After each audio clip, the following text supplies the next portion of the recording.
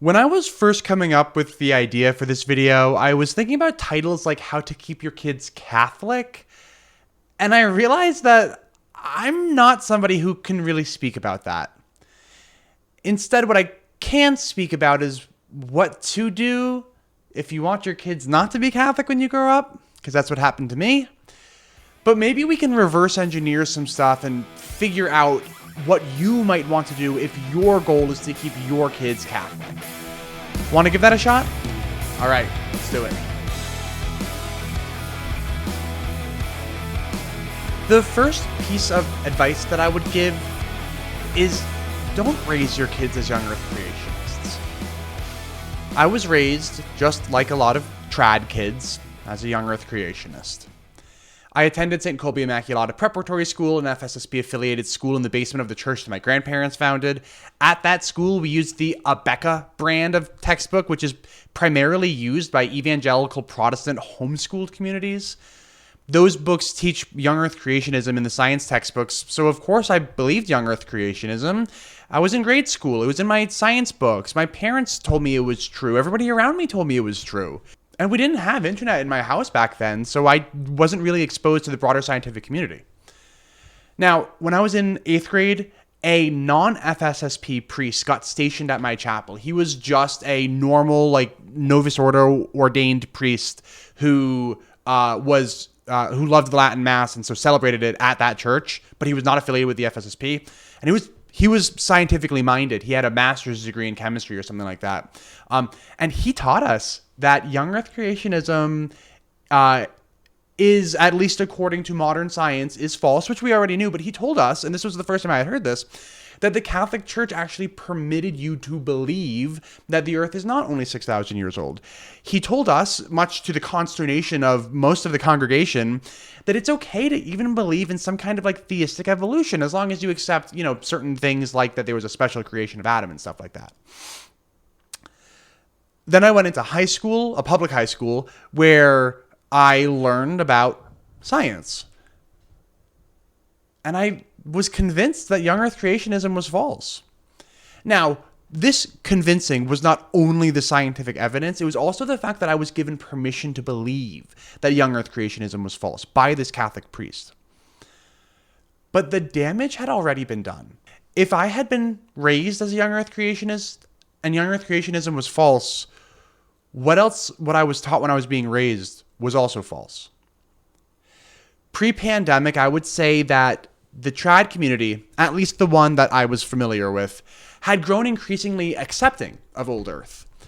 But since the pandemic and since the massive growth of the trad movement, I've seen a lot of videos online from trad Catholics about young earth creationism and being anti-evolution. Videos like this one from Kennedy Hall.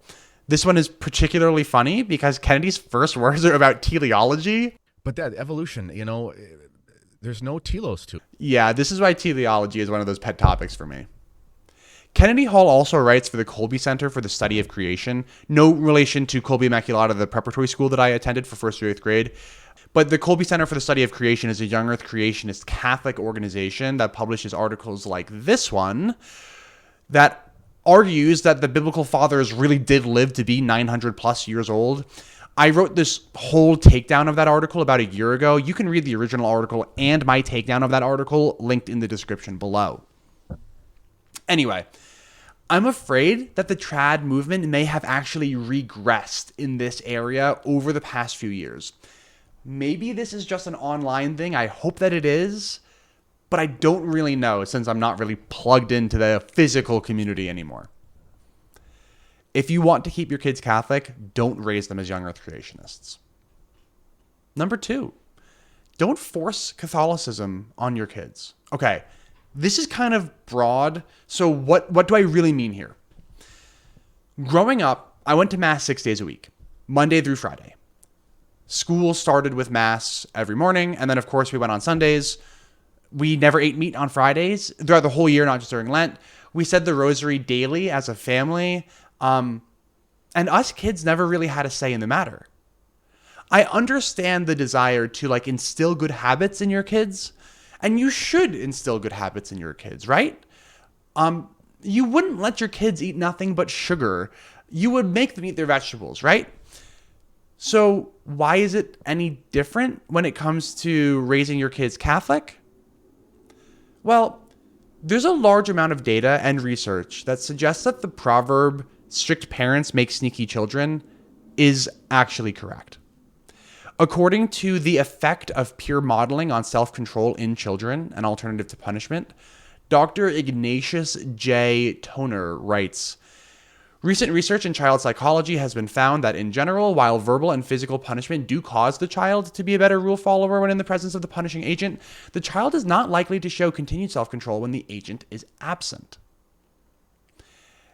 In the context of a religious upbringing, this to me says that a child will continue going to Mass and saying the Rosary when the child is forced to go to Mass and when the child is forced to say the Rosary.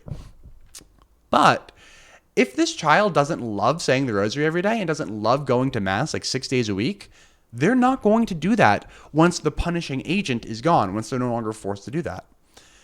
Nobody really loves doing things that they are forced to do anyway. That's why people tell you not to do your hobby for a living, or else you're going to grow to hate your hobby. Same thing here. If you force your kids to be religious, they're not going to love being religious. And once the punishing agent is removed, they're just going to stop. Sure, if you instill a very severe fear of hell into your kids, maybe they'll continue doing the bare minimum. Maybe. But even then, I'm not sure that is going to bear out. I don't think that the numbers about religious retention really bear that out. And this brings me to my last point. Don't use emotional manipulation to keep them in the church. One of these is the fear of hell. I understand that from your perspective, me and your kids that aren't Catholic anymore, we're standing on train tracks and there's a train barreling towards us. I understand that you are convinced of this and that you are doing me a disservice if you don't tell me as such. But from my perspective and from the perspective of your kids, we're not standing on train tracks. In fact, I'm sitting here in my office. The nearest train track is miles away. There's no way that a train could hit me right here. And so if you try to use emotional manipulation, like the fear of hell, to get me to step off the train tracks, not only is that not going to work, that's actually going to strain our relationship. And I've been on the receiving end of far more pernicious forms of emotional manipulation beyond just the fear of hell. I'm not going to get into that in this video, but what I am going to do is I'm going to highlight two channels that do touch on this topic a lot. One channel is going to be a Catholic channel, and the other one is going to be an ex-Catholic channel. So the Catholic channel that I want to recommend is Miss Happy Catholic. Mrs. Happy Catholic is a Catholic YouTuber who highlights a lot of the problems with the traditional movement for all Catholics, especially those of you who are leaning towards the traditionalist end of the spectrum. I highly recommend that you check out this channel before you move to St. Mary's, Kansas, or maybe even before you move to Steubenville. The next one is called the Am Judas Project. The host of this channel was an SSPX seminarian who is now an ex-Catholic altogether.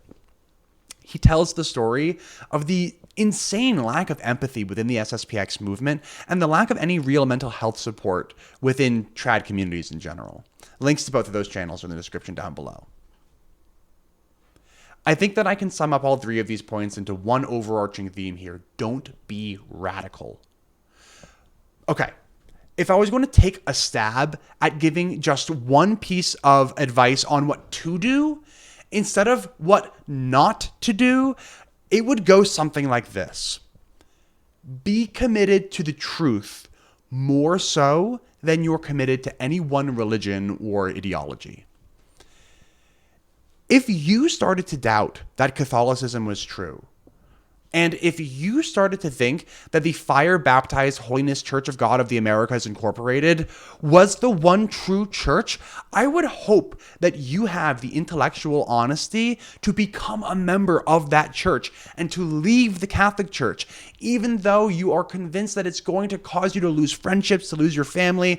You should value the truth over any religion. You should pursue the truth more so than you should pursue Catholicism. In Revelations chapter 3, verse 16, it is stated that God will vomit the lukewarm out of his mouth. And in the Summa, second part of the second part, question 10, article 4, Thomas Aquinas says, it is said of Cornelius while yet an unbeliever, referencing Acts chapter 10, that his alms were acceptable to God. Therefore, not every action of an unbeliever is a sin. Some of his actions are good. Some of the actions of the unbeliever are good. And I know that this might sound crazy to you. The Catholic Church is the one true church. You can't even imagine somebody being both intellectually honest and being convinced that the church is not the one true church. But plenty of people are convinced of this exact thing. I am one of them. So try to convince your kids that you are right. Of course, try to convince your kids that the Catholic Church is the one true church. But if your kids are honestly convinced that the Catholic Church is not the one true church, you should want your kids to no longer be part of the Catholic Church. You should want your kids to value truth above any ideology. If the Catholic Church is the one true church, and if your kids are honestly pursuing the truth as hard as they can, theoretically they should arrive back at the Catholic Church. And if they don't, God should see that they are valuing the truth and that they were on their way and that they just died too soon. So encourage your kids to follow the truth, no matter where the truth might lead. Even if the truth leads them to the fire-baptized Holiness Church of God of the Americas, Incorporated.